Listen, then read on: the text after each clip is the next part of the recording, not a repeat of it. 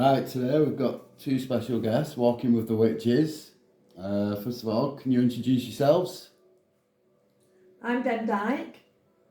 And I'm Alison. Chat off. Right, guys. How long have you both been studying the Pendle Witches? Oh, seriously,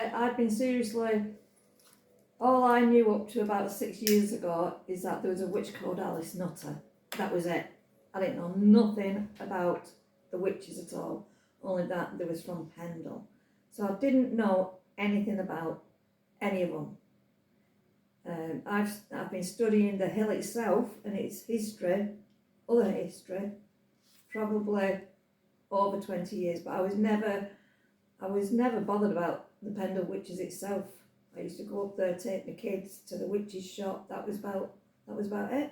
So I'm basically like the majority of the people what come walking with us. I was like them, totally clueless. Me, probably since I were a kid, because my granddad used to tell me stories, and my dad and my mum, you know, so I've lived around here so a long time, but actually studying it, about the same length of time as Dawn, because there's so many different stories about it. So what sparked you to start talking more about the Pendle Witches? Probably because our research has just been an absolute, can I say, ball ache.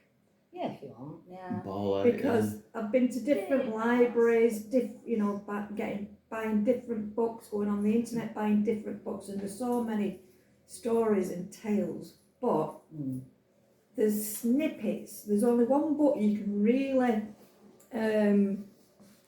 is a go-to when it comes to the Pendle Witches, the history, and that's Thomas Potts. But having said that, the last, I'd say 3 years, not working with Thomas Broad, but in connection with Thomas Broad, who runs a Pendle Witch blog. He is the expert on Thomas Potts, Absolutely. who wrote this book, and the stuff he's finding out about Thomas Potts. The guy was a criminal himself, and it's all ties in with the royals, with the entire elite part of the locals around here, and it goes into the Northumbrian families, the Yorkshire families, and it's just like a nasty web of indifferences. He wrote what he wanted them to hear. What they wanted to hear, basically, did Thomas Potts. But he did put a lot of evidence. You know, there's a lot.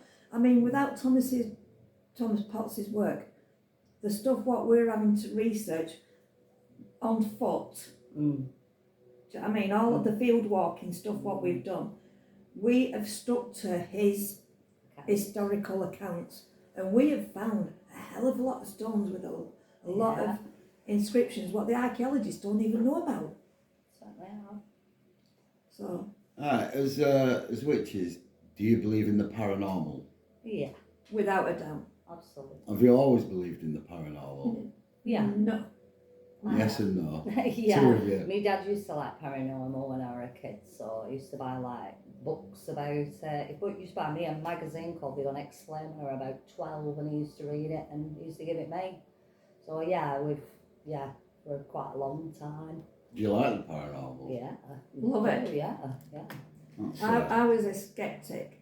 Having said that, I've always been able to connect with the other side, and more so with the ancestors around the old, the Ice Age stones and the circles and the Bronze Age and the Iron Age, what covers, it's like a veil and it covers the hill. And when you're walking amongst those stones, Mary Poppins here, not Mary Poppins, what do I call you? Pippi Longstocking. Pippi Longstockings, when she goes on walkabout. Pippi Longstocking. Yeah, she goes on walkabout round them stones, and she just gets taken. Yeah, I like that in Asda.